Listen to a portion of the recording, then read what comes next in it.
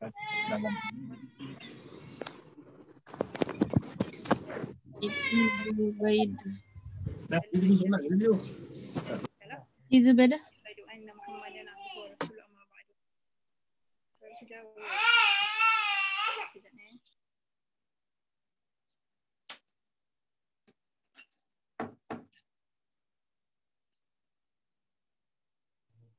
Bishrali sadri wa yassirli amri wahlul 'uqdatam min lisani yafqahu qawli. Alhamdulillah atas kalimat yang telah Allah berikan kepada kita, dapatlah sama-sama kita beronline untuk kita menambahkan ilmu di dada. So sebelum tu kita buka majlis kita dengan Ummul Kitab Al-Fatihah. Suara saya jelas.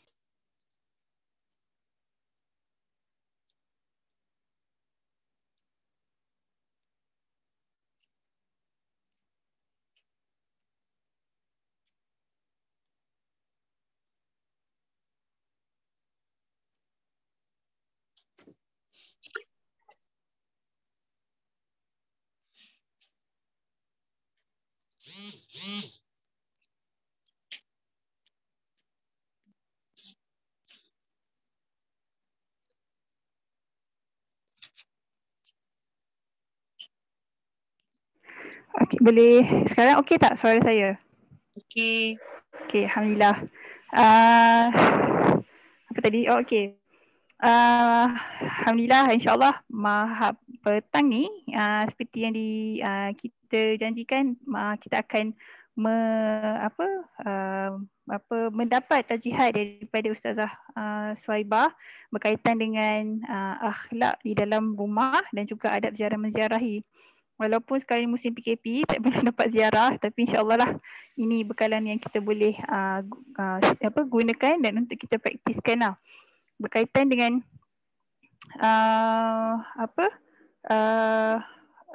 kemasyarakatan ataupun sosiologi.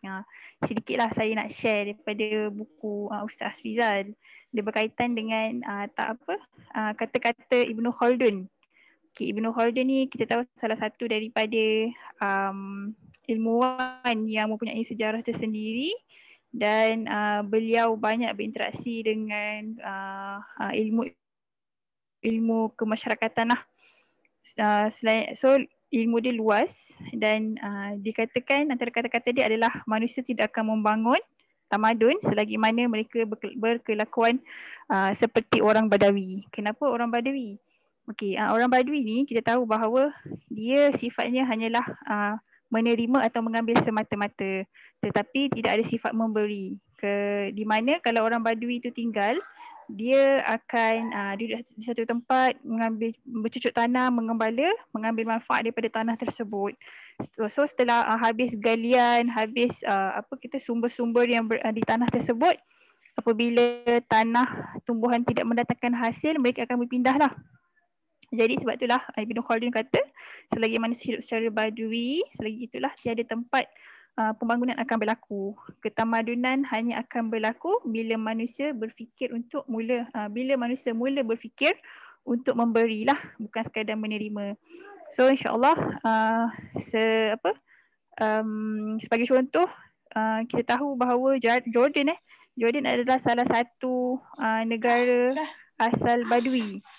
So pada satu masa kerajaan Jordan sendiri telah membina rumah tanpa mengenakan sebarang pembayaran, free of charge rumah tersebut. Kenapa? Sebab mereka nak elakkan atau mereka nak minta atau mereka nak mula meminta Arab Badui ni menetap di satu tempat lah sebagai ganti kehidupan yang berpindah randa. Jadi apakah yang berlaku apabila mereka menetap di satu tempat? Secara tak langsung mereka akan saling bertukar fikiran dengan cara memberilah. Kemudian untuk membangunkan tempat tersebut, of course mereka harus bekerjasama, itu dengan memberi dan juga saling bertukar fikiran dan sebagainya. So tidak hanya sekadar mengambil manfaat, tapi juga saling berkongsi idea, saling berkongsi kefahaman dan saling berkongsi untuk bersama-sama membangunkan tempat tersebut lah. Jadi insyaAllah kita nak berkumpul ni untuk sama-sama selain daripada mendapat manfaat kepada diri kita, InsyaAllah juga untuk kita mengambil manfaat dan berkongsi terhadap orang lain, di mana ini adalah salah satu perjalanan kita dalam membina tamadun Islam itu sendiri. Okay, so InsyaAllah tanpa membuang masa, saya mengalu-alukanlah Ustazah Suhaibah untuk kita teruskan agenda pengisian kita hari ini. Okay, tafadhal mashkura Ustazah.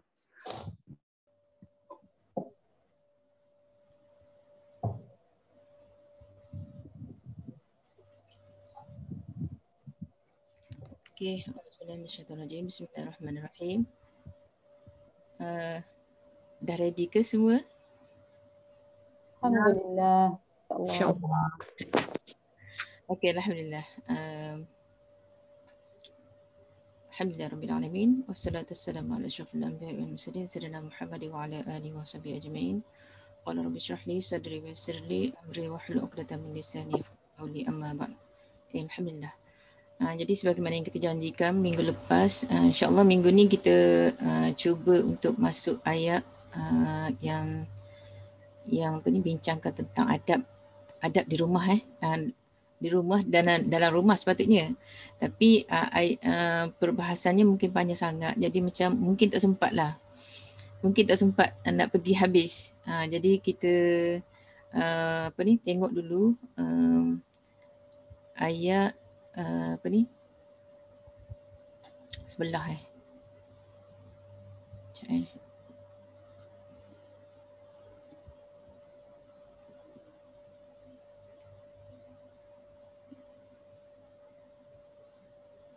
A'udzubillahi minasyaitonirrajim. Ya ayyuhalladzina amanu la tadkhulu buyutan ghayra buyutikum hatta tasta'nisu wa tusallimu ala ahliha. Dzalikum khairul lakum la'allakum tadhakkarun.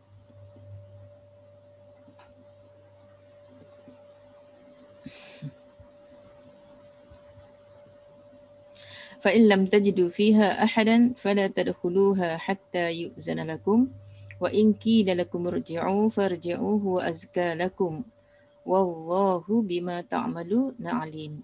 Laisa 'alaikum junahun an tadkhulu buyutan ghayra maskunatin fiha mata'un lakum wallahu ya'lamu ma tubduna wa ma taktumun. Okey. Jadi ni tiga ayat. Insya-Allah hari ni 3 ayat. Kalau sempat kita pergi lebih lagi. Terus kepada arahan supaya menundukkan pandangan. Okey. Jadi alhamdulillah sebagaimana yang kita telah terangkan pada minggu lepas, ini antara kita kata panduan kan, ataupun yang kita kata nur tu. Apa yang dikatakan nur tu? Inilah nurnya. Nur tu maknanya Allah Subhanahu Wa Taala menetapkan kepada kita garis pandu kan, garis pandu untuk kita gunakan dalam kehidupan kita supaya kita ni dipandu. Maknanya kita menjalani kehidupan dengan dipandu kan. Maknanya sebab tu kat sini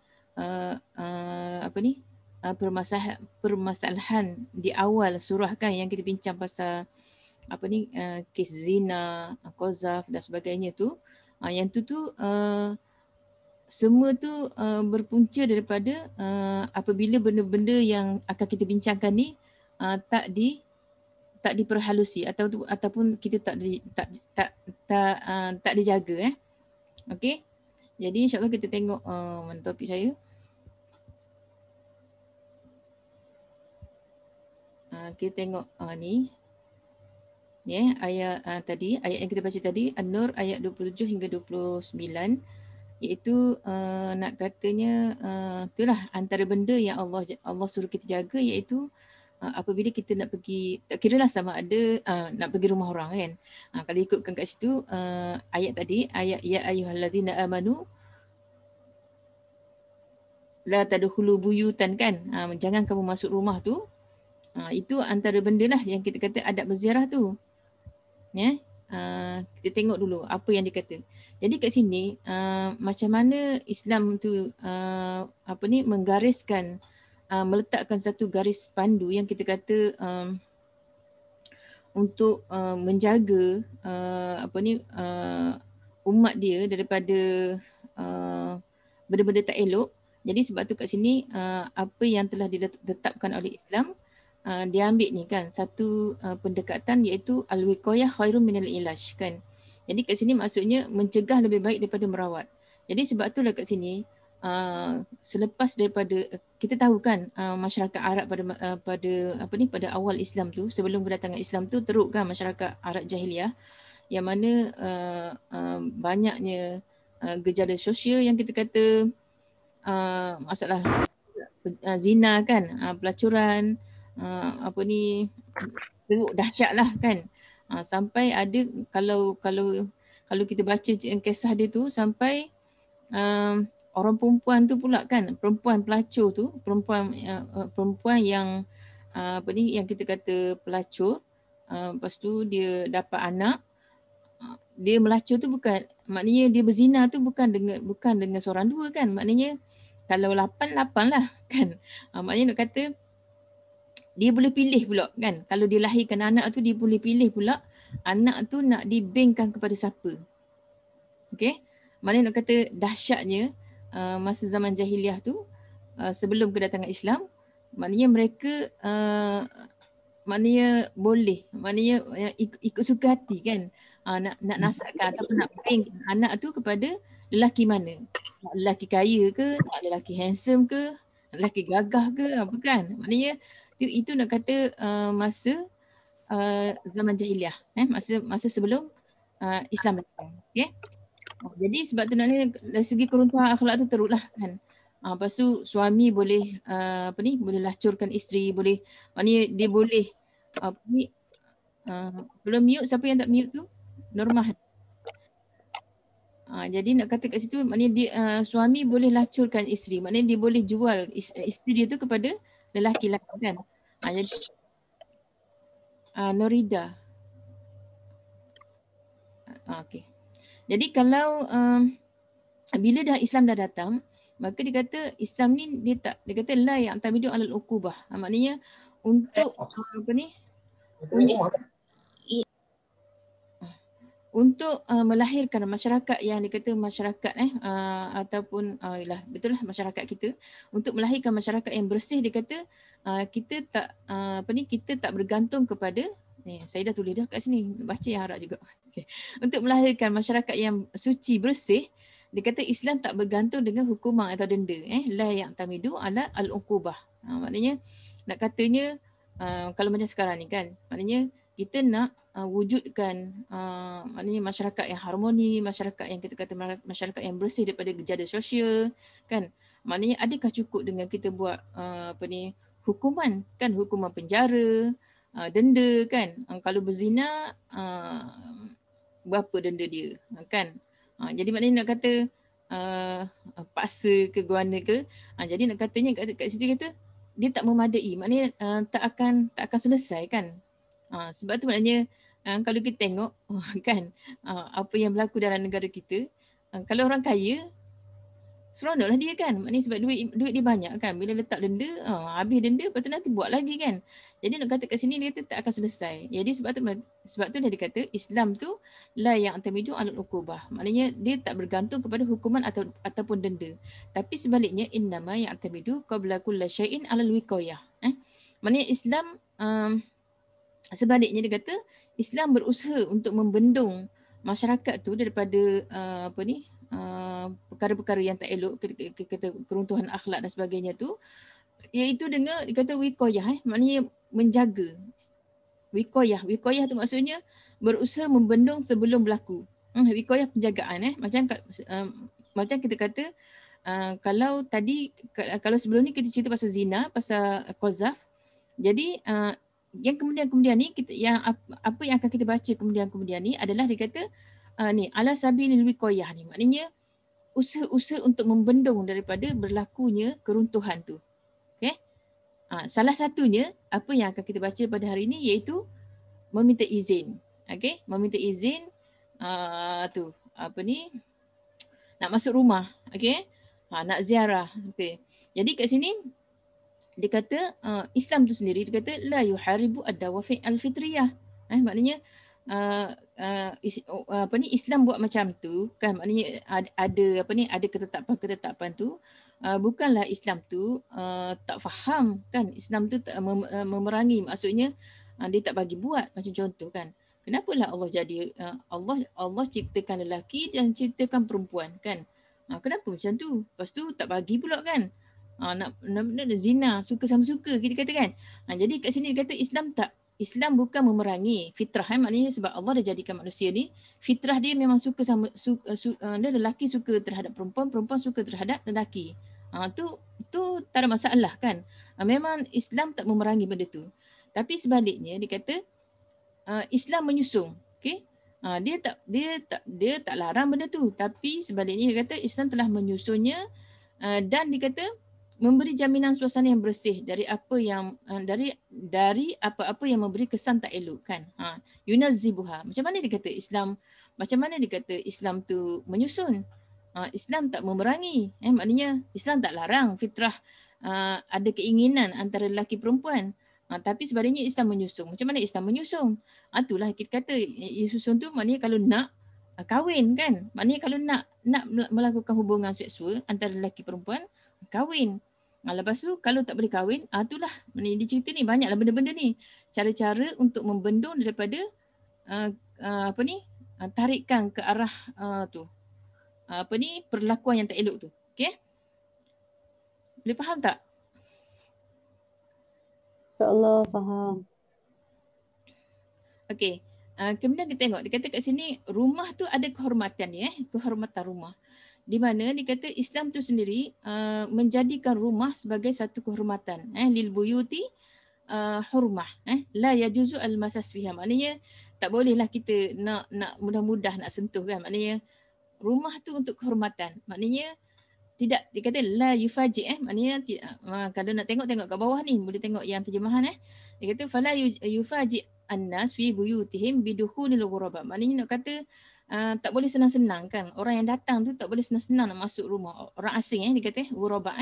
Maknanya kalau rumah kita, orang asing datang, dia tak boleh senang-senang nak masuk macam rumah dia. Okey? Kecuali dia kata setelah daripada dia minta izin. Ba'da istizanihim simahihim bidukhul. Maknanya kalau dia datang rumah orang nak masuk tu dia kata tak boleh senang-senang buka pintu. Mungkin rumah kita, rumah sekarang lain kan. Maknanya pintu pun bukan senang-senang nak boleh buka kan. Ada bel kan. Tapi kalau rumah dulu-dulu lain. Jadi nak kata ketuk pintu je Ustazah. Ketuk pintu. Rumah kampung dulu ketuk pintu. Ketuk pintu ada juga minta izin kan. Tapi nak kata ada setengah-setengah tempat ni sebab bila dibuat macam ni maknanya ada setengah tempat memang berlaku macam ni lah kan. Zaman-zaman dulu kan, masa zaman-zaman Nabi dulu, mana ada rumah-rumah yang ni orang boleh terus masuk gitu kan, tolak pintu masuk lalu kan. Saya teringat sebab pernah pergi Jepun kan, dia style macam tu kan. Bilik-bilik dia mana ada kunci, style tarik terus macam tu kan.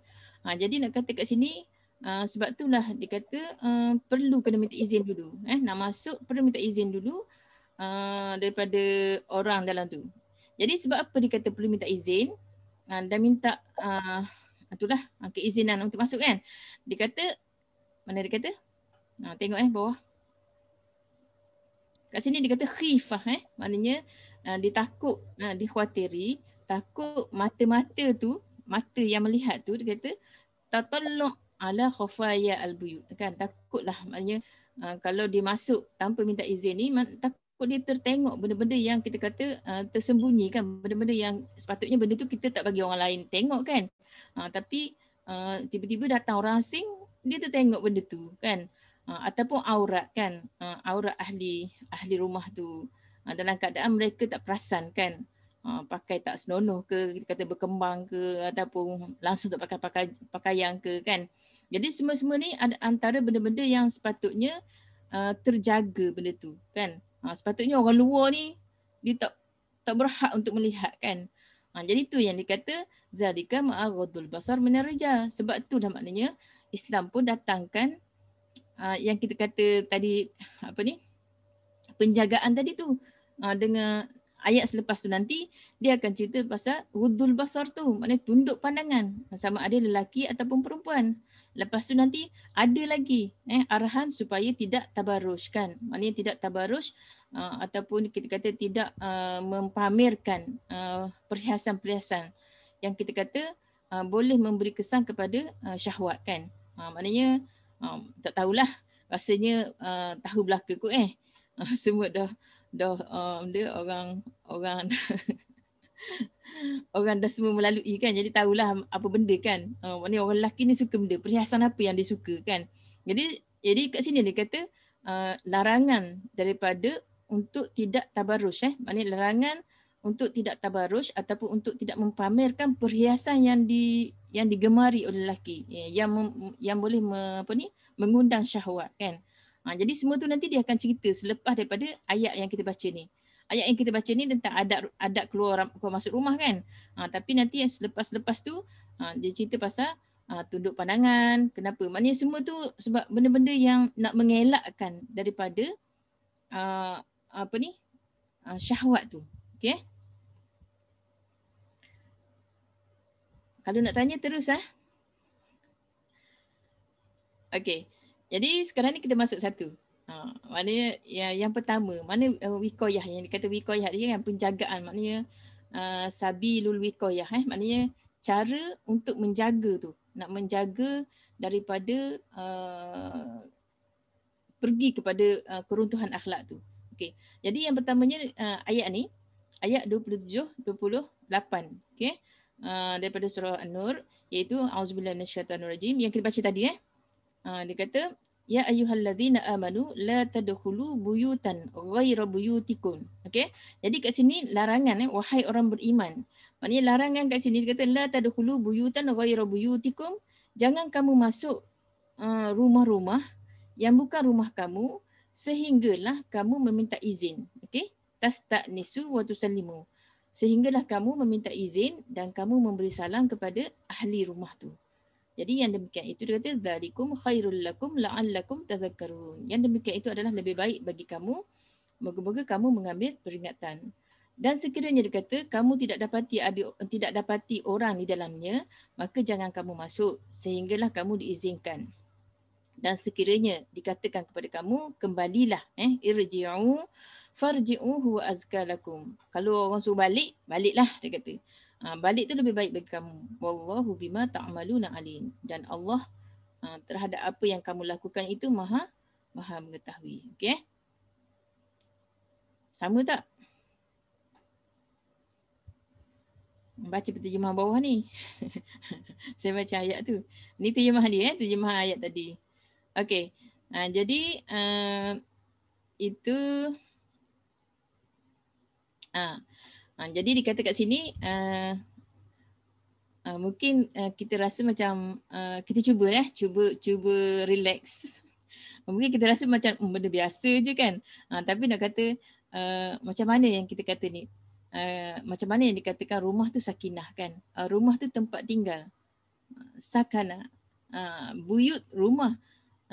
Maskan pun tempat tinggal. Kenapa ambil maskan? Kenapa ambil sakana? Kenapa ambil sakinah kan?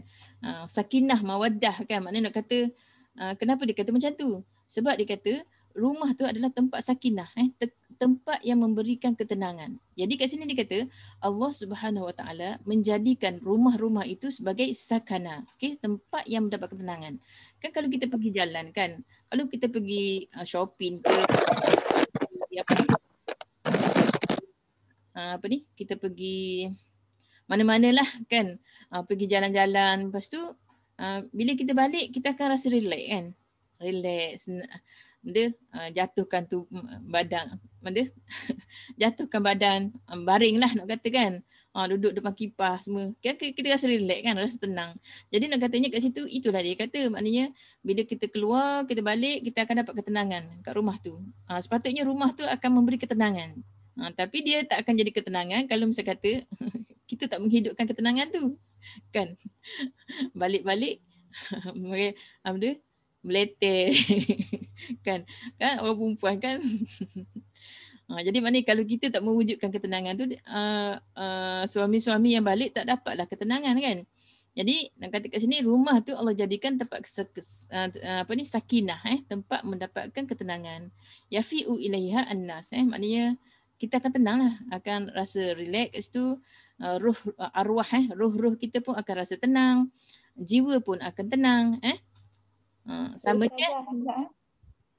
Sebab tu apa ada gelaran rumahku surgaku Ustazah. Rumahku syurgaku, ya. Sepatutnya. Tapi kalau kita tak mewujudkan, kan, jadi neraka pula. Asyik berperang je. Maknanya sebab tu maknanya kat situ nak kata kita kena mewujudkan suasana sakinah tu, kan. Jangan pula suka bergaduh, kan. Semua nak menang. Tak nak mengalah. Lepas tu suka beleteh. Tu orang lelaki tak suka kan, semua-semua kan. Jadi dia pun tak dapatlah ketenangan. Lepas tu malah balik kan. Jadi nak katanya kat sini sepatutnya macam itulah. Tapi kita jangan berlebih-lebih. Nanti kita nak mengharap nak mewujudkan syurga, rumahku syurgaku. Jadi kita bayangkan syurga tu macam syurga, ada taman, ada apa ini kan. Kita pun menghabiskan banyak wang untuk mewujudkan deko-deko kan. Tapi kita tak buat apa yang Allah suruh kan. Banyak benda yang kita ni abaikan. Jadi tenang mata je lah, tapi jiwa tak akan tenang. Okay? Sebab kita bukan nak duduk lama kan. Kita bukan nak duduk lama kat dunia. Nanti semua benda tu kita akan tinggalkan juga. Maknanya kalau kita menghabis banyak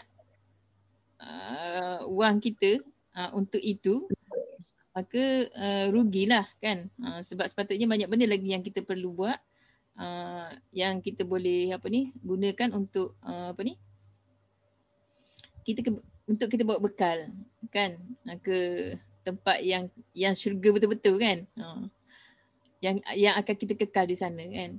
Jadi cuma itulah nak kata kalau ikutkan kat sini sakinah tu sebenarnya sebab isteri kan. Maknanya orang lelaki akan dapat sakinah bila balik rumah. Tapi isteri yang akan mewujudkan sakinah tu. Okey? Tempat ketenangan, sakinah. Jadi watas kunu arwah, kemudian dia kata tatma'inna, maknanya jiwa-jiwa pun akan tenang. Dan dia kata kehormatan pun terjaga. Okey?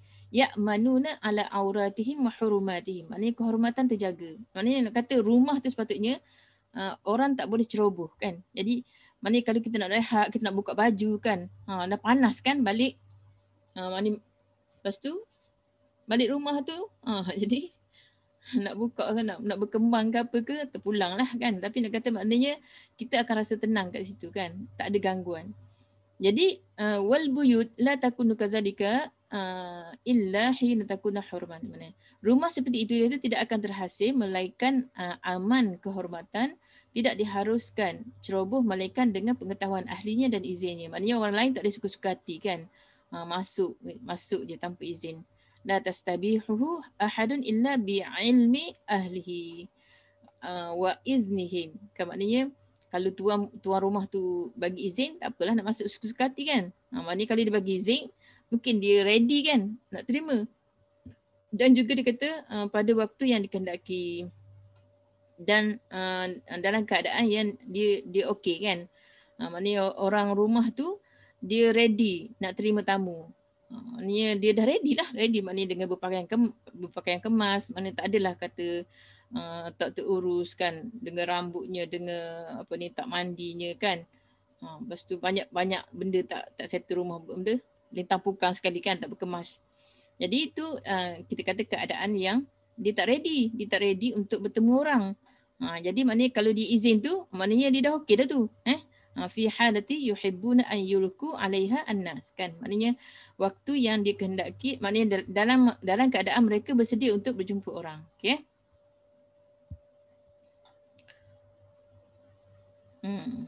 Ni dah cerita tadi. Ni nak cerita dululah. Zaman dulu dia kata kalau zaman jahiliah dia kata itulah suka-suka hati je. Orang dia orang nak datang kan, nak datang ziarah rumah. Saya dalam rumah dah ni. Dah apa-apa lagi kan. Maknanya dia dah masuk rumah baru dia khabar, saya datang ni. Bukan saya datang duduk kat luar lagi. Saya datang dah masuk dah. Takut dakhal tu. Jadi risau jugalah dia kata takut kan tuan punya rumah tu dia kata berada dalam keadaan dia kata la yajuzu an yarahuma alaiha ahad kan. Maknanya dia risaulah kan. Maknanya takut tertengok apa-apa yang tak bagus lah. Sebab dia kata kemungkinan dia kata isterinya dalam keadaan terdedah aurat. Jadi benda-benda ni kata boleh menyakitkan tuan rumah lah. Sebab tu dia kata diharamkan rumah tu dia kata adalah satu kehormatan kan. Maknanya yuhramu al-buyut amanaha wasakinah. Jadi maknanya kat sini dia kata sebagaimana dia ni menjaga jiwa di sini daripada fitnah kan. Jadi sebab tu maknanya kat sini dia tak nak bagi tu supaya tak timbul fitnah. Yang mana fitnah tu akan memberi kesan kepada syahwat. Sebab tu dia kata kenapa beri kesan kepada syahwat? Sebab itulah dia takut nanti apa-apa yang tak sepatutnya dia tengok, dia tertengok kan. Tertengok isteri tengah tak pakai baju ke apa ke kan. Jadi tu dia kata akan memberi kesan kepada syahwat. Syahwat orang yang datang tu kan. Jadi semua tu dia takut kan. Takut bawa kepada benda-benda yang tak elok. Okey. Jadi ni kalau pergi rumah orang dia kata kita pergi mesti kena dalam keadaan buta dan keluar dalam keadaan bisu. Apa maksud dia? Masuk rumah orang, kita sedang sampai dalam rumah lagi kan. Duduk kat luar tu, cantiknya. Mata belia. Mata belia. Tengok buah dia, Masya Allah. Kan, tengok kat luar tu dulu. Bunga dia cantiknya, semua benda. Melila. Tak apalah waktu kan. Waktu tak adalah aurat kan. Orang tanah pun memang dia nak tunjuk kan. Kan. Tapi masalahnya bila masuk rumah tu, semua benda kita dah melilau-lilau mata. Okay. Sebab tu maknanya kat sini masuk dalam rumah tu kena jaga mata. Kena dalam keadaan buta. Jangan banyak benda sangat tengok.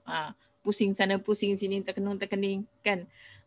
Takut itulah, takut tertengok benda yang tak bagus. Lepas tu dah kalau tertengok tu jangan pula nanti buat keluar cerita. Kena tutup zip mulut tu. Kan kena zip mulut.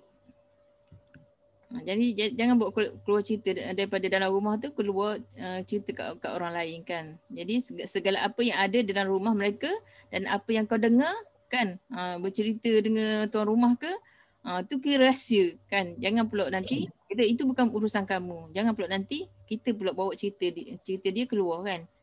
Jadi tu maksud dia tu. Okey. Kemudian adalah ni adab bertamu. Rasulullah SAW ingatkan, dia kata bagi tamu ni yang kita katakan mengetuk pintu maksimum 3 kali, tidak mengintai dalam rumah, mengucap salam dan perkenalkan diri. Ni mungkin tak ada telefon kot ni. Menerima apa sahaja yang dihidangkan apabila menginap maksimum 3 hari. Ni lah yang kita kata apa ni? Perkara-perkara yang kita perlu yang praktikal lah ni Maknanya kalau dah 3 kali, tapi biasanya kita mesej dulu kan, mesej ke ketuk ke WhatsApp ke, call dulu ke. Call tu macam paksa sangat. Mesej kan. Kalau orang reply tu maknanya ready lah tu. Tapi kalau tak reply tu macam baca nampak kan. Nampak baca. Dah tick 2 tu. Tapi tak reply. Maknanya mungkin dia tak ready kan. Ataupun sama ada dia jawab ataupun tak jawab, maknanya mungkin kita kira tak ready lah. Jadi maknanya banyak cara lah kita boleh tahu kan orang tu ready nak terima tamu ke ataupun tak. Lepas tu ni tuan rumah. Nanti kita akan baca lagi. Ni poin-poin dia kata tidak menerima tamu bukan mahram saat sendirian, kalau tak ada suami, menyambut tamu dengan rahmah, menjamu hidangan sebaik mungkin, menghantar tamu yang hendak pulang. Ni adab-adab yang perlu dilakukan oleh tuan rumah. Okey. Okey, sekarang kita masuk ni. Jadi macam mana dia kata kalau misal kata dia pergi tadi, dia kata pergi ke rumah yang bukan rumah kamu. Kalau pergi bukan maknanya kita nak masuk rumah bukan rumah kita, dia kata dan kita tidak dapati ada tuannya. Tuannya tak ada. Jadi dia kata fala tadkhuluha hatta yu'zana lakum. Jangan kamu masuk sehingga kamu diizinkan. Jadi kat sini dia kata sekalipun ada kan, wa in kana fiha ahadun, ada rumah kalau tak ada memang tak boleh masuk. Tak ada tak boleh masuk sehingga diberi izin.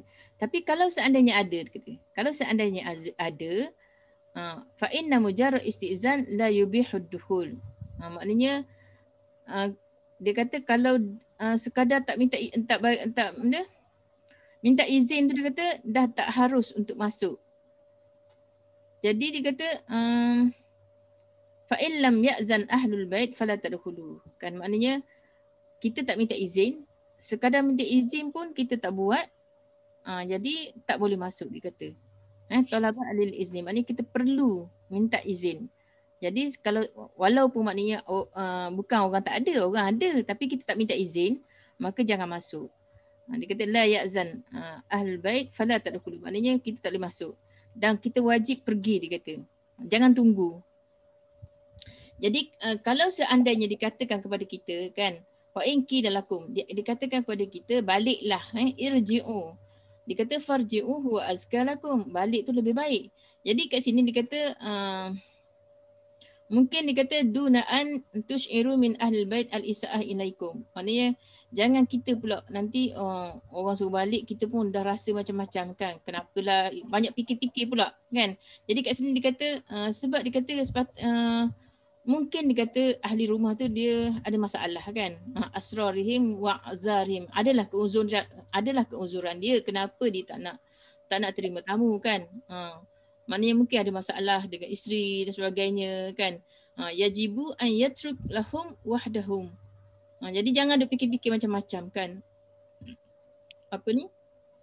Fikir benda-benda tak elok kan. Jadi sekarang ni maknanya kita kena sebab tu Allah kata kalau dia kata minta maaf lah. Maknanya saya hari ni tak ready kan, tak ready nak terima tamu. Jadi kita akur je lah kan. Tak apalah. Carilah tempat lain kan. Jadi nak kata kat sini adalah tu sebab kenapa kan.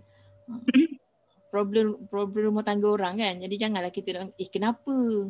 Macam-macam pula nak tanya, tak payah. Tak boleh masuk. Kenapa tak boleh masuk? Kenapa tak ready nak terima? Nak tahu belaka cerita orang. Lepas tu lagi buat cerita orang pula kan. Jadi nak kata kat sini kata yajibu an yatruk, maknanya wajib kepada kamu untuk meninggalkan mereka dengan zurufnya. Tak payahlah kita fikir-fikir. Sebab apa? Sebab dia kata Allah Maha tahu apa yang kamu lakukan. Allah Maha tahu kan, dia kata apa yang kata Allah Maha tahu tu, maknanya Allah tahu apa yang terdetik dalam hati kamu tu. Takut maknanya terkesan orang tak bagi masuk dah dia macam-macam dah fikir. Jadi tu dia kata itu nak kita rumah orang kalau rumah orang, kalau dikata rumah tu rumah tumpangan, rumah umum seperti hotel dikata, ataupun rumah tumpangan, ataupun rumah yang memang disediakan untuk tamu yang terpisah daripada tempat tinggal, maka dia kata tak apa kita nak masuk tanpa izin kan. Daf'an lil masyaqqah madamat illah al-izni kan. Macam contoh memang rumah tu memang untuk rumah tumpangan, antara masalah lah kita minta izin ke tuan dia. Dia kata boleh masuk sebab apa? Sebab kita ada barang kat dalam tu. Dia kata fiha mata'un lakum, maknanya mungkin kita tumpang rumah tu. Jadi tak perlulah minta izin lagi dengan tuan rumah tu sebab kita dah ada barang, dia tu bukan rumah peribadi kan, rumah tumpangan. Maknanya bukan rumah tempat tuan rumah tinggal. Dan barang kita ada kat situ. Jadi kita boleh masuk tanpa minta izin dengan dia. Okey, wallahu ya'lamu ma tubduna wa ma taktumun. Jadi kat sini kata arahan supaya Allah Subhanahu wa taala kata bahawa arahan ini nak mengatakan bahawa Allah melihat zahirukum zahir kamu dan juga apa-apa yang khafi, yang tersembunyi. Dan Allah memerhatikan kamu dalam rahsia kamu dan juga terang-terangan kamu. Semua ni dikata adalah untuk menjaga ketaatan hati kita, hati kita orang beriman. Jadi inilah dia kata adab yang tinggi yang diambil daripada kitab Allah SWT yang telah digariskan untuk manusia sebagai satu manhaj yang sempurna dalam kehidupan dia. Okay? Kemudian seterusnya kat sini dia ada bawa contoh-contoh kisah sahabat, di mana salah satunya daripada Abu Daud, akhraja Abu Daud daripada Nasa'i, sebenarnya dia kata Abi Umar Auza'i bi isnadihi an Qais bin Sa'ad wa huwa ibnu Ubadah. Katanya Sa'ad kata zarana Rasulullah sallallahu alaihi wasallam fi manzilina. Maksudnya Rasulullah telah berziarah kami dan dia memberi salam. Okey. Kemudian dia memberi salam. Rasulullah beri salam ni, Assalamualaikum warahmatullahi. Lepas tu radda Sa'dun raddan khafiyan. Okey. Jadi yang riwayat hadis ni anak Sa'ad, nama dia Qais. Okey. Yang meriwayat ni Qais. Okey, Qais bin Sa'ad. Yang riwayat hadis ni Qais. Jadi ayah dia yang cerita. Jadi ayah dia siapa? Ayah dia Sa'ad. Okey. Bukan. Ayah dia Sa'ad. Sa'ad lah cerita ni. Rasulullah datang ke rumah kami. Dia kata Rasulullah pun beri salam. Assalamualaikum warahmatullahi. Kan? Lepas tu dia kata Sa'ad pun dia balas lah salam Rasulullah tu. Tapi dia balas dalam keadaan slow. Okay. Raddan khafiyan. Dia balas slow. Okay, bisik lah. Waalaikumsalam. Ni Rasulullah tak dengar dia jawab tu Waalaikumsalam warahmatullahi tu slow. Dia tak dengar. Jadi Rasulullah tak dengar. Lepas tu Qais tanya ayah dia. Fakultu. Qais kata kat ayah dia. Dia kata ala ta'zan li Rasulillah. Kan tidakkah kamu mengizinkan bagi Rasulullah sallallahu alaihi wasallam? Jadi ayah dia cakap apa? Ayah dia Sa'ad Sa'ad kata biarkan dia supaya dia banyakkan memberi salam kepada kita. Dia nak doa Nabi tu. Salam tu kan doa. Jadi kata da'hu yuksiru alaina minas salam. Kan? Biarkan dia banyakkan beri salam kat kita. Jadi kat sini dia kata faqala Rasulullah sallallahu alaihi wasallam, betul Rasulullah cakap lagi. Kan Assalamualaikum warahmatullahi wabarakatuh. Lepas tu Sa'ad kali kedua pun dia dia balas dengan slow juga. Lepas tu Rasulullah bagi yang ketiga. Qala Rasulullah sallallahu alaihi wasallam Assalamualaikum warahmatullahi. Lepas tu Rasulullah dah 3 kali, dia pun nak balik lah kan. Rasulullah pun berpaling kata. Summa raja'a Rasulullah sallallahu alaihi wasallam. Rasulullah pun nak pulang. Lepas tu Sa'ad ikut belakang kan. Sa'ad atsba'ahu Sa'dun. Sa'ad ikut Rasulullah SAW. Lepas tu dia pun cakap, ya Rasulullah, inni kuntu asma'u taslimaka. Kan, dia kata, wahai Rasulullah, sesungguhnya aku dengar je kamu bagi salam tadi. Dan aku balas je kepada kamu, tapi balas slow. Tujuannya adalah untuk supaya kamu memperbanyakkan salam. Kamu memperbanyakkan doa sejahtera ke atas kami. Jadi kat sini lepas tu Sa'ad pun dia pergi bersama Rasulullah SAW. Lepas tu Rasulullah pun suruh Sa'ad tu mandi. Dia kata amaralahu Sa'dun. Dia suruh Sa'ad pergi mandi. Lepas tu Sa'ad pun mandi. Lepas tu dia suruh ambil wangi-wangi sikit kan. Pakai wangi-wangi. Summana walahu khamisah masbughah biza'faran. Okey, dengan pakaian yang adalah disapu dengan za'faran wangian za'faran dan juga ros dia kata. Lepas tu dia kata fashtamala biha, pakailah. Lepas tu Rasulullah SAW pun angkat tangan. Dia kata rafa'a Rasulullah SAW angkat 2 tangan.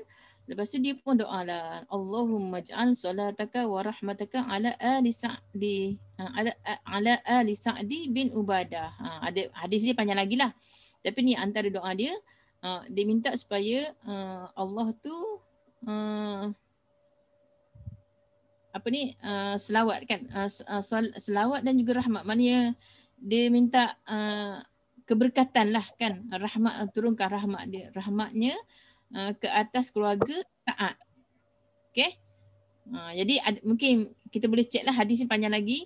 Apa lagi doa dia, maknanya nak kata tapi disebabkan perbuatan Sa'ad tadi tu yang minta supaya Rasulullah banyakkan beri salam supaya nak dapat doa tu kepada family dia. Jadi Rasulullah SAW pun terus berdoa kepada dia kan. Berdoa kepada dia supaya Allah rahmatkan Ali Sa'di bin Ubadah kan. Ali tu maksudnya keluarga Sa'ad bin Ubadah. Okay. Kemudian hadis lain lagi nak cerita tentang daripada Abu Daud juga. Dia kata daripada Abdullah bin Bashar di mana Rasulullah SAW apabila dia kata datang satu rumah atabab kaumin, dia pergi rumah seseorang tu, dia kata dia tak menghadap pintu. Okey, ni cara kan kalau kita pergi rumah orang, kita jangan direct ke pintu. Lam yastaqbal albab min tilqa wajhihi. Kita tak boleh direct pandang pintu. Walakinnahu min ruknihi al-aiman au aisar. Maknanya kita kena mengiring kan, mengiring sama ada ke kiri ataupun ke kanan. Kanan ataupun kiri dia kata. Lepas tu supaya kita orang buka pintu tu kita tak direct masuk tengok dalam rumah tu kan. Jadi maknanya kena mengiring gitu. Jadi kat sini kata yaqulu, maknanya beri salam, assalamualaikum, assalamualaikum. Jadi dia kata zalika anna daur lam yakun yauma izin ala sutur. Dia kata ni.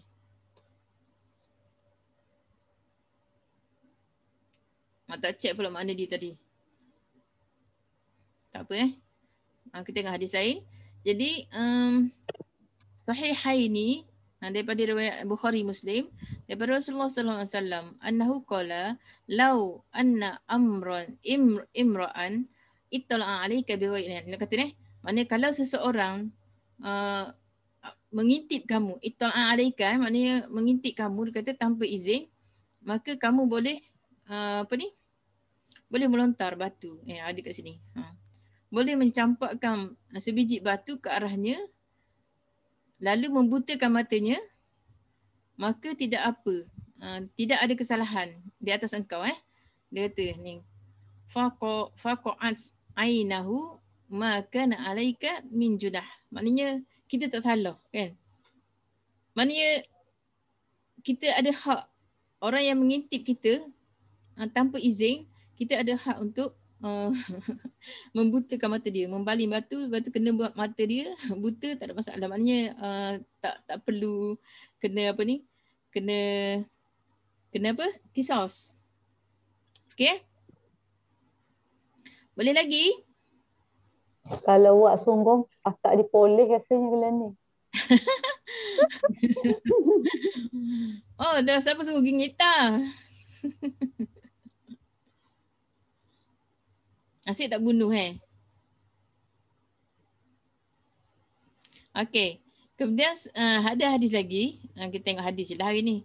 Hadis daripada Abu Daud, dia kata kazalika daripada Huzail qala ja'a rajulun, datang seorang lelaki, dia kata qala Osman, Osman cakap lelaki tu nama dia Sa'ad. Lepas tu dia datang, dia berdiri dekat pintu Nabi sallallahu alaihi wasallam. Lepas tu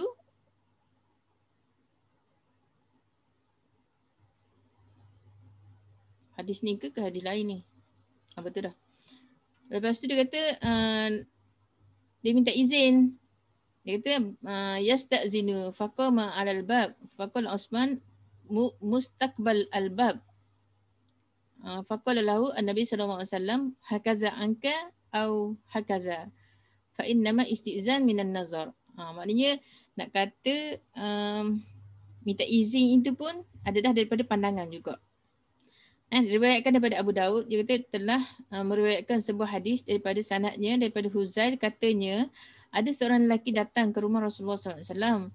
Kata Osman, iaitu Sa'ad.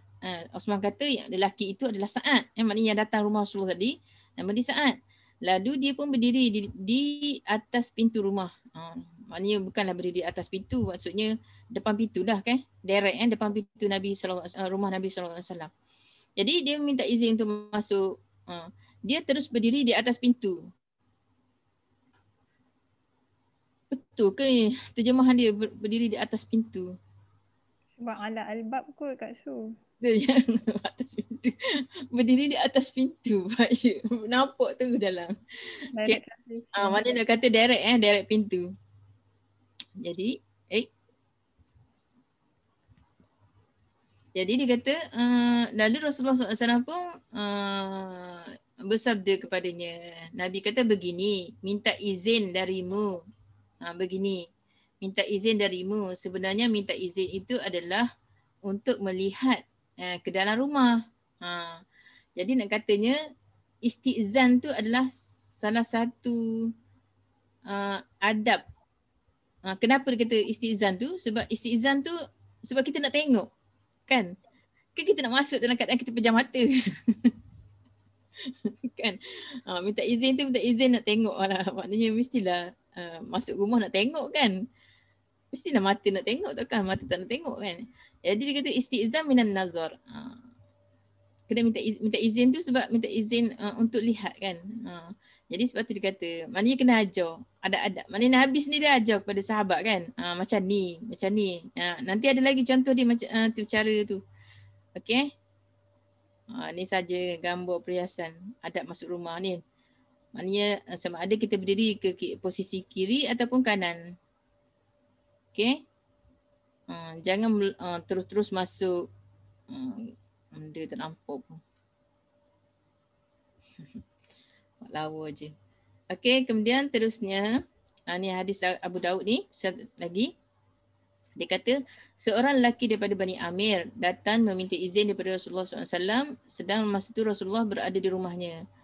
Ni dia kata adakah ni tak tahu makna dia apa, tapi kat sini dia terjemah masuk lah. Tak tahu bahasa apa ni, a'aliju. Tahu bahasa Ami ke bahasa apa.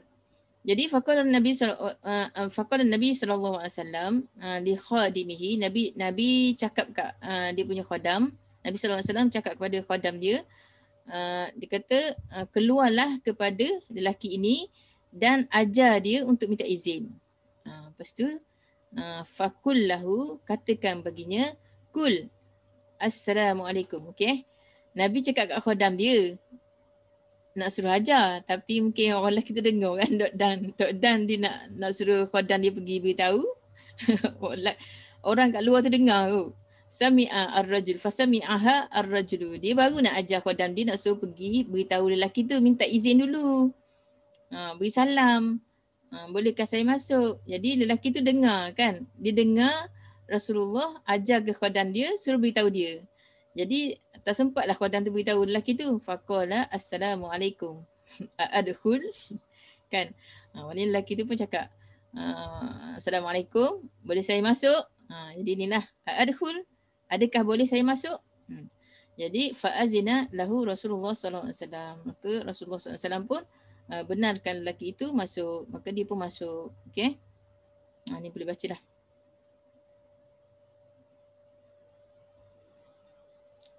Lepas tu ni hadis Atta hadis daripada Atta bin Ibn Abbas radhiyallahu anhu, qultu astazana ala ikhwati aitam fi hijri ma'i fi baitin wahid. Dia ada terjemahan, nanti boleh baca kat bawah. Qala na'am faradatu alaihi liyarkhasu li fa'aba faqala atuhibbu an taraha iryana qultu la qala fasta'zan qala faraja'athu aidan faqala atuhibbu an tuti Allah qala qultu na'am qala fasta'zan. Okey, jadi hadis ni kisah Atta bin Rabah telah meriwayatkan daripada Ibnu Abbas radhiyallahu anhu, katanya, adakah hamba kena meminta izin untuk masuk? Hamba tu maksudnya saya lah.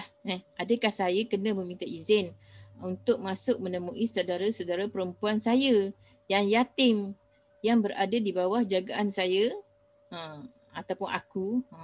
Jadi bila sebut hamba jadi lain sikit. Dia akan hamba saya. Okey.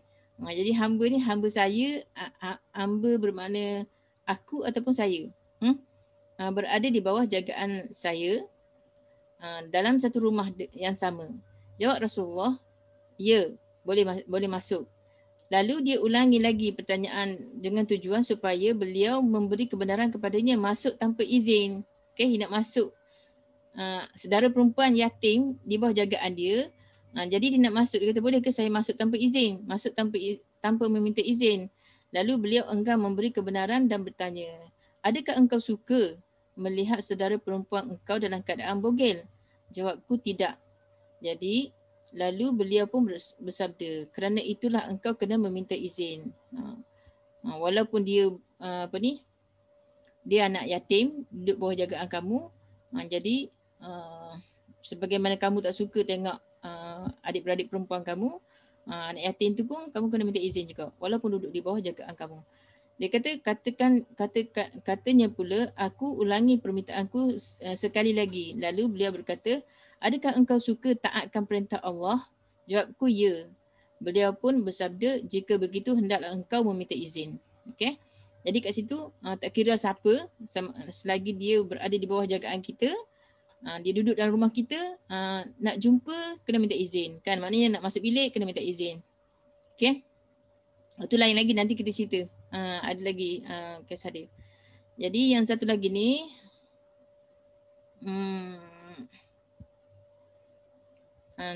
kalau kita tengok dia kata, kita pada hari ini dia kata orang Islam ni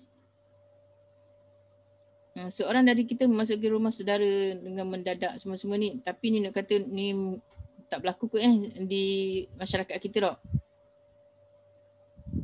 Masuk bila-bila waktu, sama ada malam ataupun siang, terus mengetuk pintu dan terus tidak berundur dari situ sehingga dah penghuni rumah tu terkejut dan membuka pintu untuknya. Kadang-kadang rumahnya ada telefon yang dapat dihubungi saudaranya untuk meminta izin sebelum ia datang ke sana supaya ia dapat keizinan untuk mengetahui sama ada masa itu tidak sesuai untuk dikunjungi atau dia tidak menggunakan cara hubungan telefon kerana lebih suka datang terus secara mendadak. Tak ada Maknanya ni bukan culture kita lah orang Melayu. Tapi itulah nak kata sebenarnya sangat banyak dah kemudahan kan kalau ikutkan sekarang. Adab bertamu ni cantiknya kita minta izin kan. Minta izin tu maknanya itulah dengan cara sama ada kita bagi mesej dulu ke kan, WhatsApp dulu. Boleh ke, sesuai ke kan, boleh ke nak ziarah, sesuai ke masa ni. Maknanya tanya dulu kan. Maknanya kalau orang kata okey datang boleh, baru kita pergi. Okey.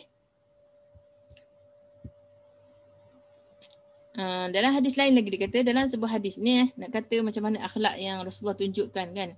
Nak kata sangatnya Rasulullah ni sangat menjaga akhlak dia. Iaitu dikata dalam suatu hadis, Rasulullah SAW sampai di Madinah pada waktu siang hari. Lalu beliau menurunkan untanya berhenti di kota Madinah dan bersabda kepada sahabat-sahabat yang bersama beliau, tunggulah di sini sehingga kita masuk ke Madinah di waktu senja nanti. Supaya isteri yang ditinggalkan tu dapat menyikat rambutnya yang bergerunsing dan dapat menaruhkan bau-bauan. Katanya tu kan akhlak. Kalau orang dulu tak ada telefon kan. Tak ada telefon nak beritahu dah balik ni kan.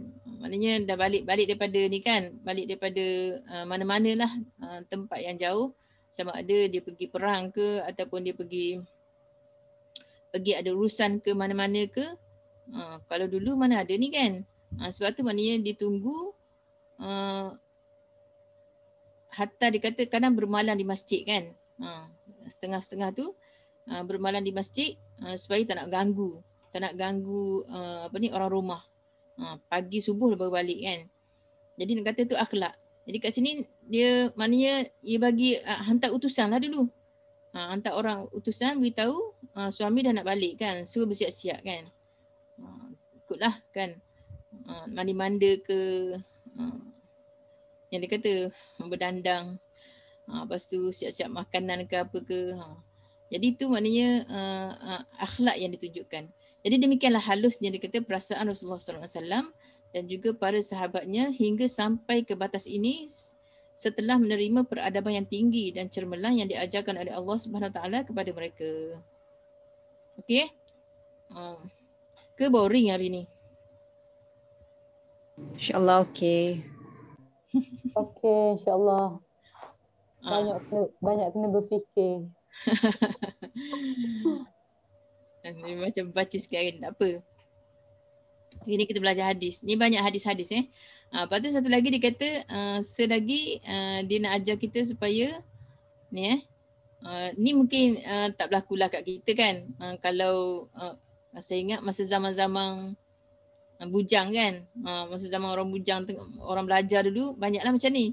Kan dia kata kadang-kadang kita pergi ke rumah saudara kita ikut suka hati kan. Kadang-kadang time tu time makan. Kita fi mau'idi ta'am. Lepas tu kalau seandainya tu kita tak cakap awal kan. Datang nak cakap awal. Orang masak sikit. Lepas tu orang tak angkat makanan. Kan dia kata fa illam yuqaddim lana at-ta'am fa wajadna fi anfusina maknanya kita akan terasa makan time makan tengah hari. Lepas tu tiba-tiba orang tak angkat pun makanan. Kan? Jadi dia kata kat situ dia kata mungkin nanti kita akan terasa wajadna fi anfusina min zalika syai'an. Itu satu, kita pergi time makan. Lepas tu malam pula kan. Mungkin juga kita pergi malam. Dia kata pergi ketuk-ketuk masuk malam lewat dah kan. Lewat malam mutaakhir lail mutaakhir. Lewat malam. Lepas tu orang tak mungkin pukul berapa? Lewat malam tu pukul 11, pukul 12. Lepas tu orang tak ajak pula tidur dia kata. Lam yad'una ilal mabit. Tak ajak pula tidur. Jadi kat situ pula akan ada juga perasaan yang Allah sapa hati kan. Jadi semua-semua ni dia kata itulah nak elakkan kan. Nak elakkan daripada timbul perasaan-perasaan yang tak best tu kan. Maknanya dia kata mungkin kita pergi rumah orang tu tak ready kan. Satu ready pasal makanan tadi, mungkin makanan tu cukup dia 2 orang je ataupun untuk family dia je. Kalau kita pergi pula maknanya akan jadi masalah lah. Malam tu pula kalau yang bermalam tu mungkin maknanya orang ada time orang tak ready kan. Orang tak ready untuk menerima. Jadi sebab tu maknanya kat sini kita kena dia suruh adab tadi kena minta istizan tu. Okey. Kemudian dia kata zalika annana la nata'addab bi adabil Islam. Jadi kat sini dia kata kalau kita tengok kat sini kita ni orang Islam tidak beradab dengan Islam. Maksudnya kita tak beramal dengan adab Islam. Jadi la naj'al hawana tab'an dan kita tak menjadikan hawa kita, hawa nafsu kita mengikuti apa yang dibawa oleh Rasulullah sallallahu alaihi wasallam. Dan kita ni kata innama nahnu abidun.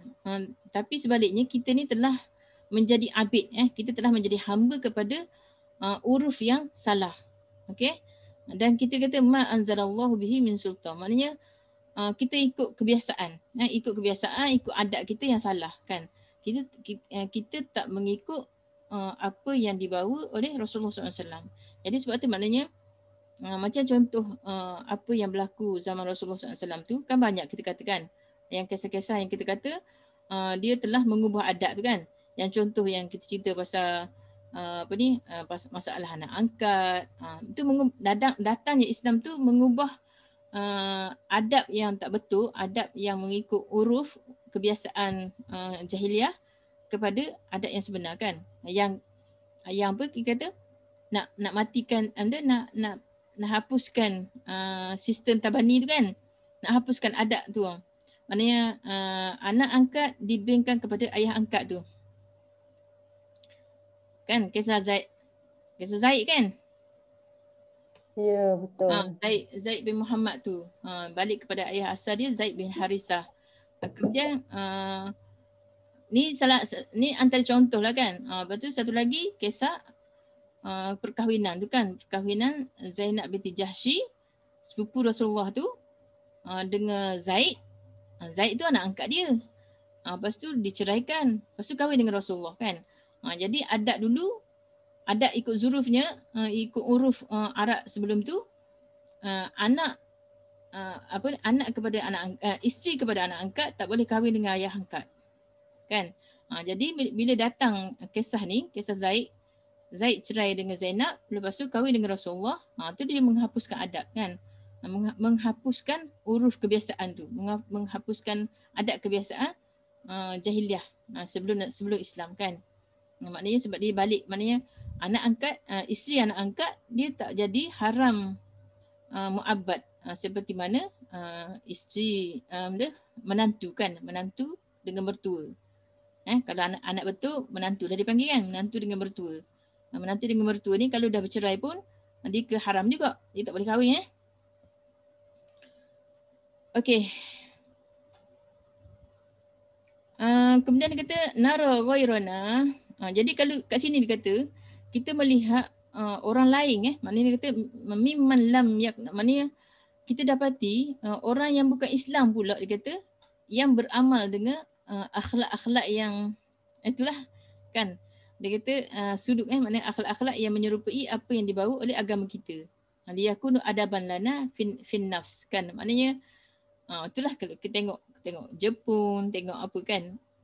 Kita tengok tempat lain kan. Negara-negara yang kata negara-negara yang bukan Islam, mereka beramal dengan Islam lebih daripada kita yang bukan Islam ni. Kan? Padahal Islam mengajar kebersihan, banyaklah benda-benda kan, akhlak dan sebagainya. Dari segi muamalahnya kan banyak kan. Nak kata kita belajar, kita mengambil daripada orang bukan Islam. Padahal agama kita ajar benda tu, tapi kita tak buat kan. Okey?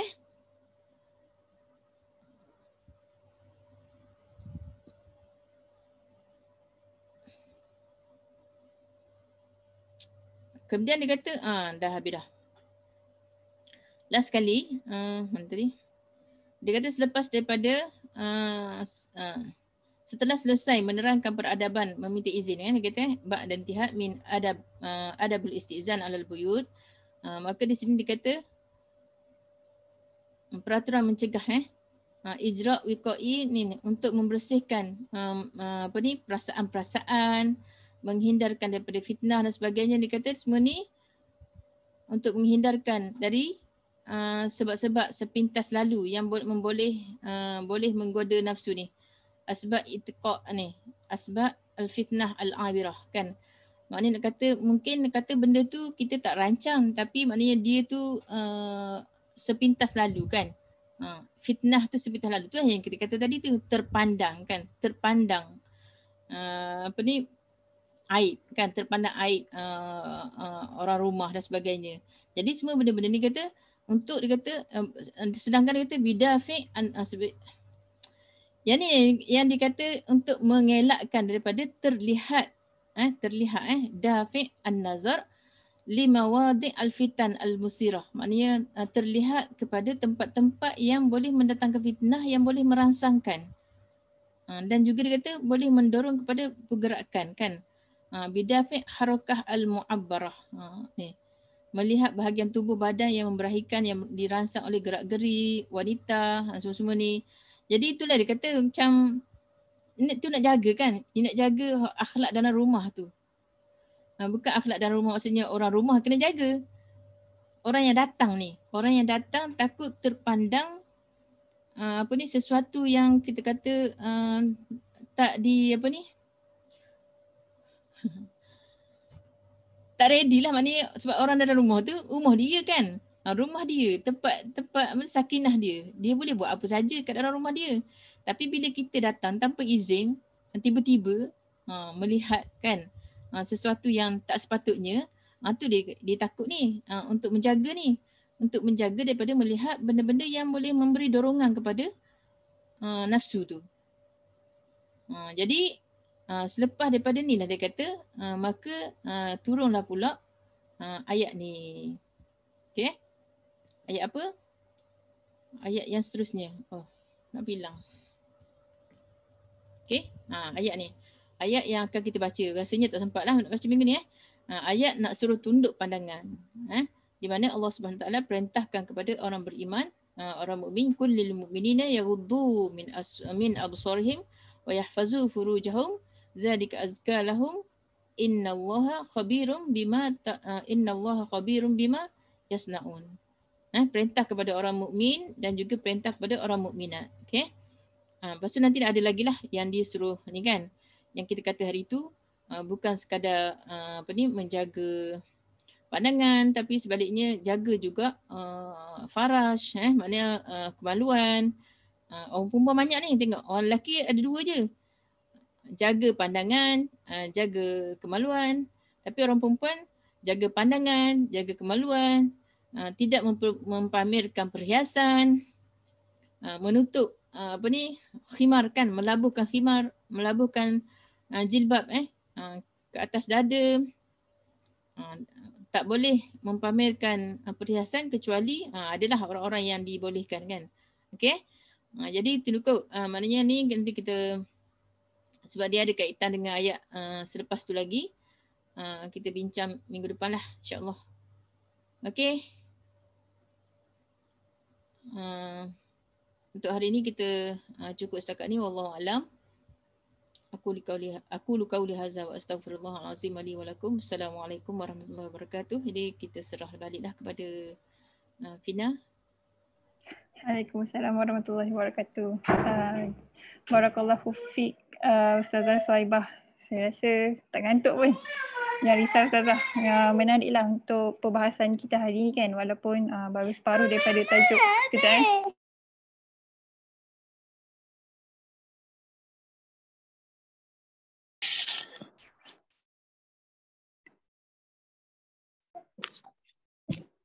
Tadi suara ni.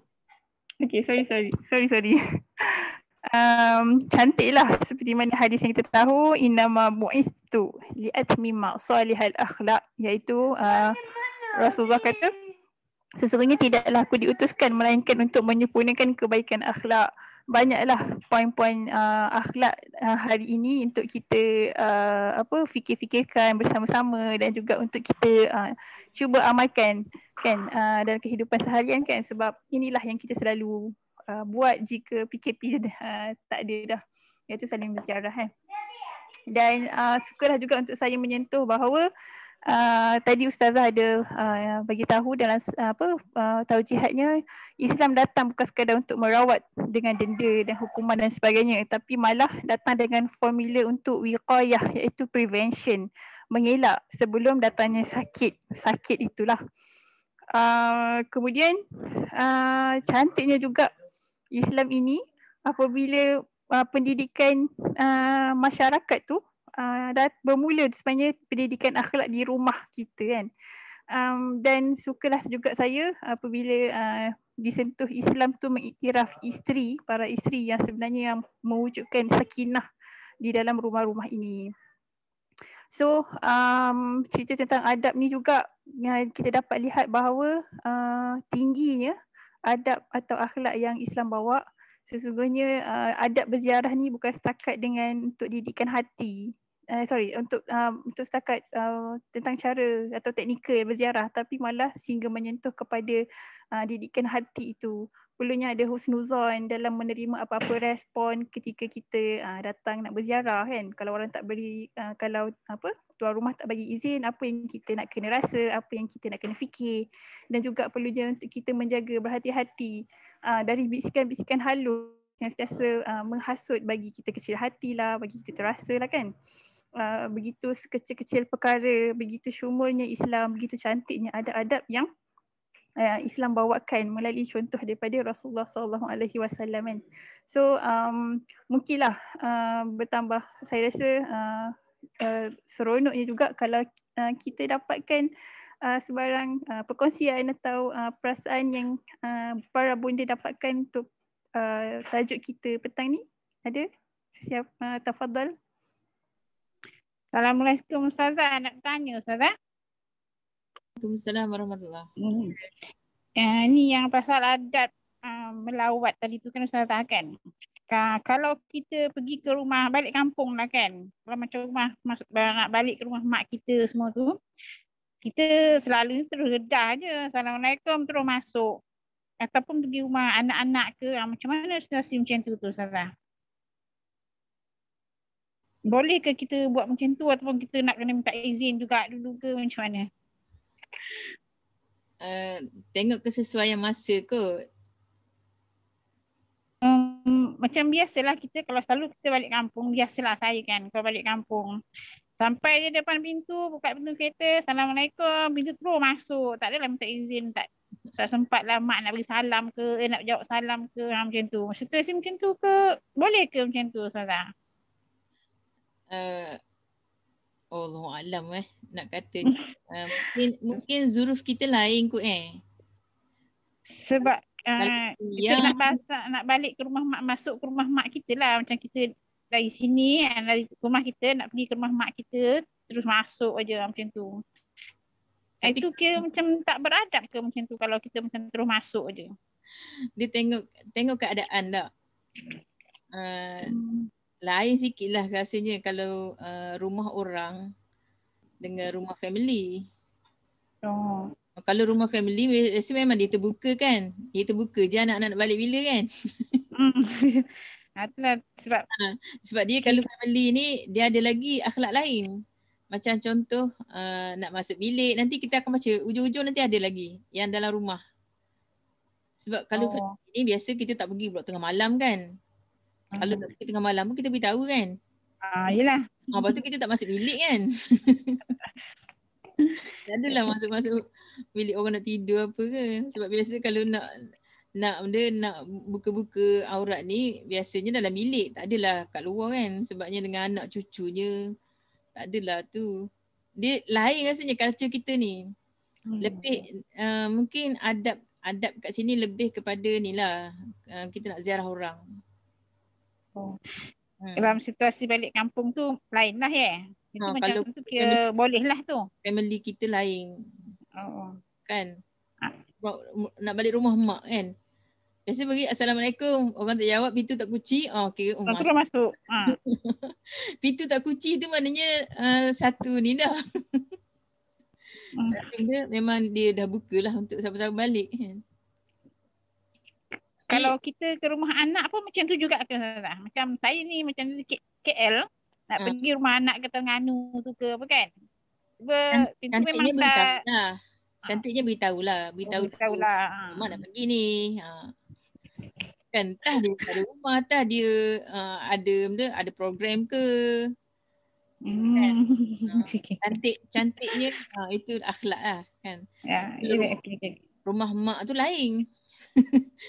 Tempat biasa anak-anak balik kan? Betul. Okey. Terima kasih Ustazah. Sama.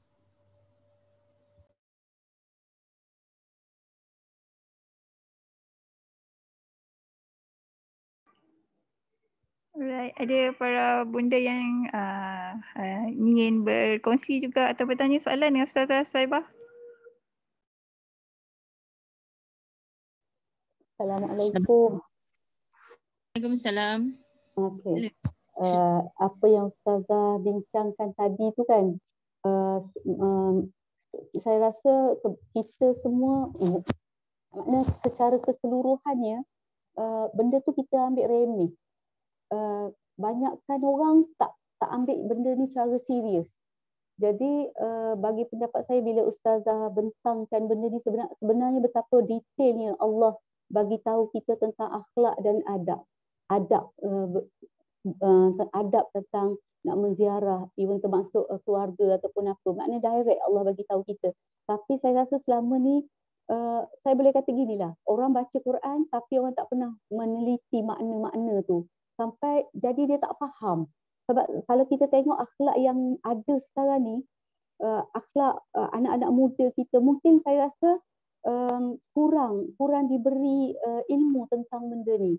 Tapi bila Ustazah cakap tadi tu kan, macam membangkitkan satu perasaan, setiap orang yang dapat ayat ni, setiap orang yang dah mula faham ni, dia kena ambil berat dan dia kena praktikkan dalam rumah dia. Mungkin kita dah terlepas dengan anak-anak kita, tapi kita ada cucu-cucu kita yang mana kita kena sampaikan ayat yang kita belajar ni kepada anak kita, betapa detail yang kita kena bagi tahu antara hubungan antara anak dan ibu bapa. Dia ada hak dia, tentang nak ketuk bilik apa semua. Tapi kalau kita tengok anak-anak sekarang rasa macam redah je kalau masuk bilik mak bapak tu, sebab daripada awal kita memang tak bagi pendedahan benda tu. Sebab kita pun tak faham dulu, kita pun tak baca benda-benda ni.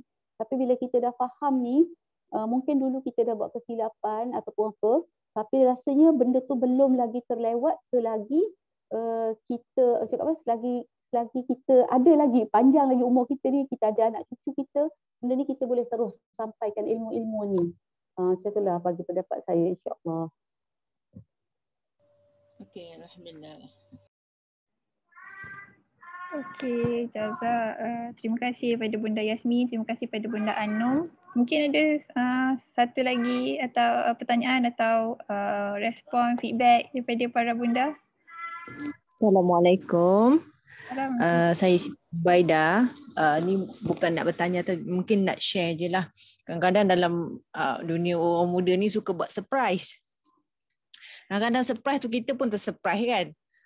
Cuma dalam keadaan sekarang ni cuma kita yang menerima tetamu datang secara surprise tu, kita sedaya upaya untuk orang kata tu santuni lah.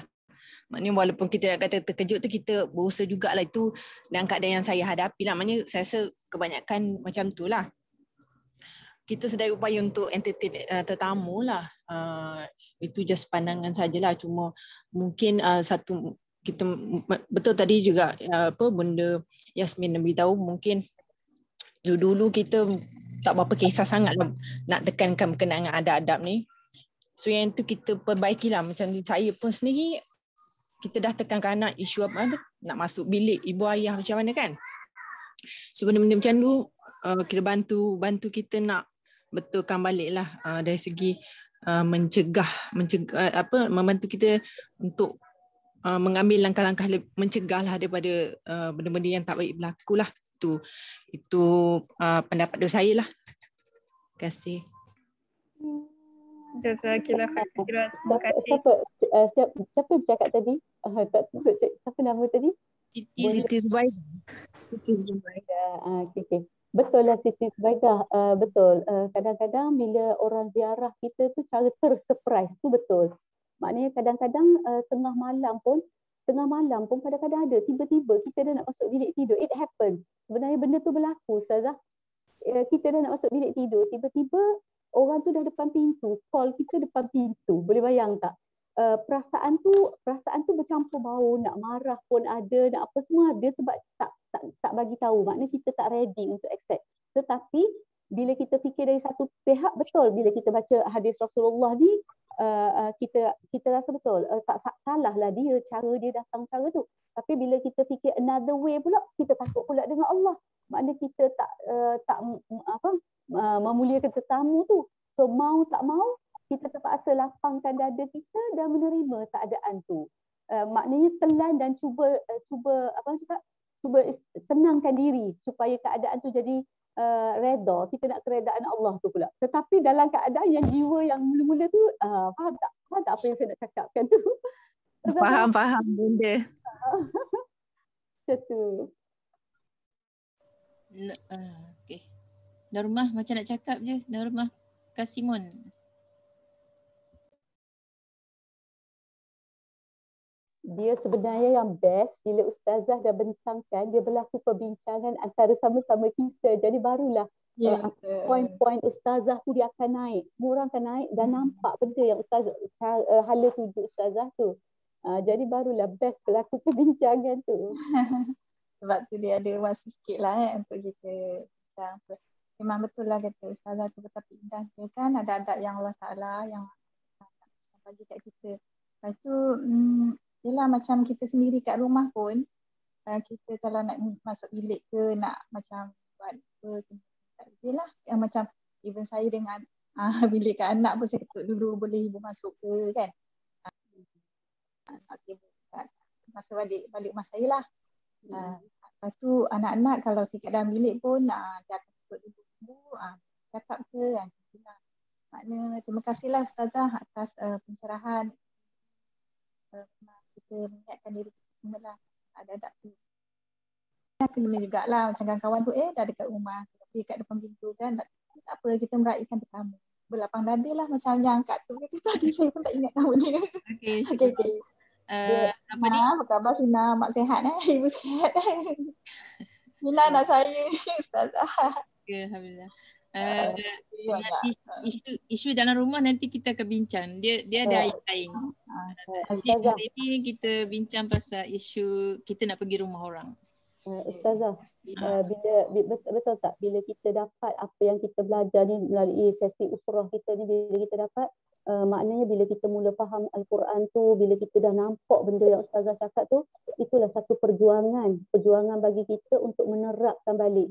Bila Allah bagi kita faham dalam keadaan usia-usia yang kita tua ni pun, maknanya kita kena ambil itu, menjadikannya sebagai satu perjuangan untuk menegakkannya daripada dalam rumah kita, daripada kalangan anak beranak kita yang paling dekat dengan kita, insya-Allah. Betul tak Ustazah? Ya betul. Sampaikan kat orang lain. Alhamdulillah.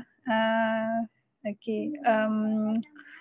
Saya rasa seronoklah petang ni dengan lebih banyak meriah dan perbincangan daripada sesama para bonda kan. Dia harap Bonda Hazizah nak cakap something ke?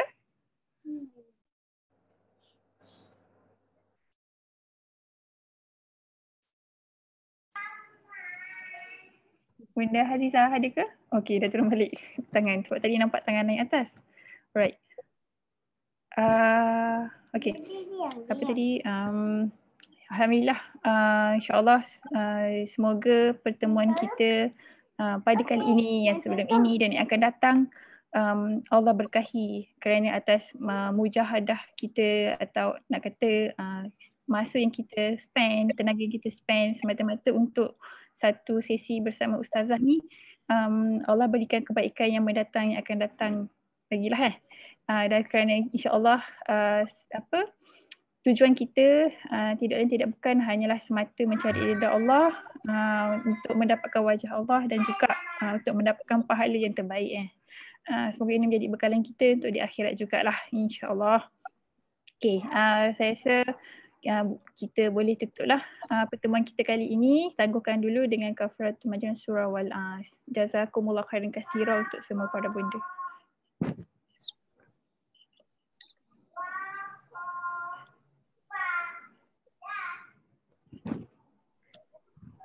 Amin, amin ya rabbal alamin. Okay, insyaAllah kita berjumpa untuk pada pertemuan yang akan datang.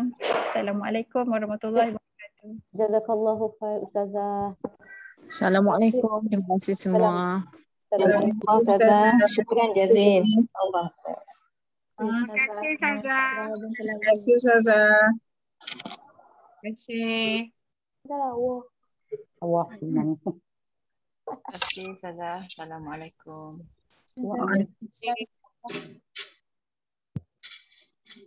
Terima kasih banyak Ustazah.